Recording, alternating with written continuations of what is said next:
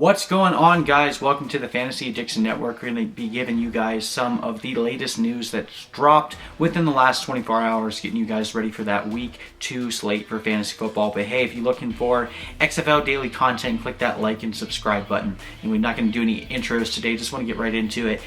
So we found out earlier today that Anthony Johnson, the captain for the LA Wildcats, who basically left the team after the team fired their defensive coordinator, he was traded to the DC Defenders today. So we already have an incredibly strong defense there over in DC. Now it gets even better with linebacker Anthony Johnson getting sent over there.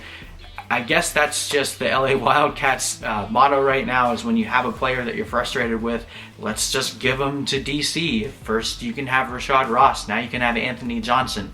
I don't know who next they're going to give, but maybe Nelson Spruce.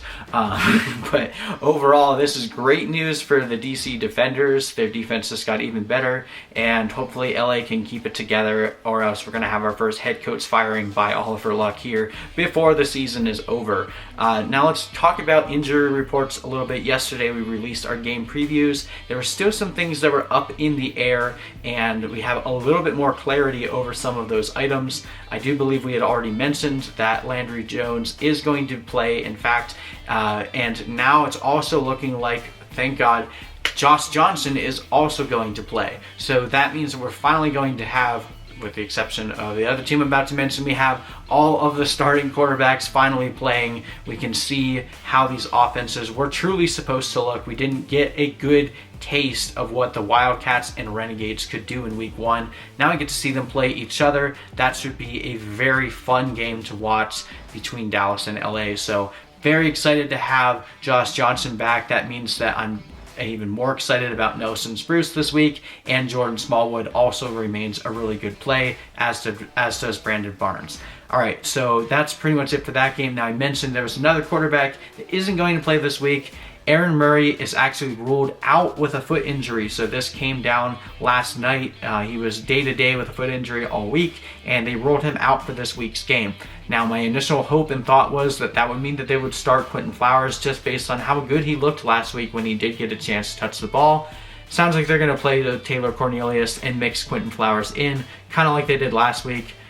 That seems like the wrong move to me, but I'm not a head coach. So overall, from a fantasy perspective, this makes it hard for you to really trust either guy, because you don't know who's going to be in position for the touchdown plays, which are really the most important right now in the XFL. If you have players on your team that don't get touchdowns, it can really crater you at that position. So probably not going to be starting either of those guys in season long unless you absolutely have to, like if you're playing in an 8-team league. Unless you're playing with team quarterback, then I'm totally fine with it, because those two guys together might actually put together one really good quarterback performance. So if you're having to start one or the other, I'd probably start Cornelius, but it's close because you don't really know who's going to end up scoring those touchdowns. Quentin Flowers also gives a lot more on the ground, but honestly, this might be a really good move for the Tampa Bay Vipers in the end. We haven't really seen Taylor Cornelius yet, but Erin Murray looked really bad last week, so maybe Taylor Cornelius can give this team a little bit more of a boost that Erin Murray wasn't able to provide.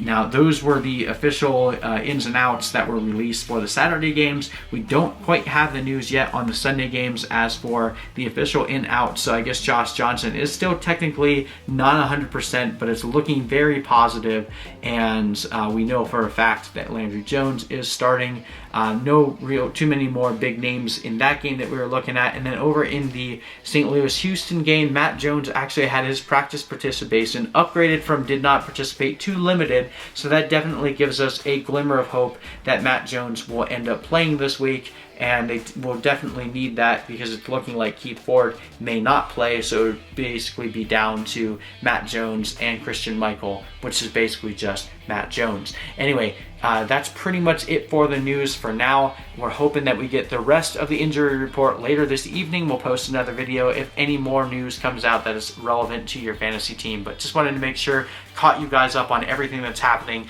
Make sure you weren't caught off guard when setting your lineups this weekend. Anyway, thank you guys so much for watching. Again, click that like and subscribe button for more XFL content, and I will see you in the next video.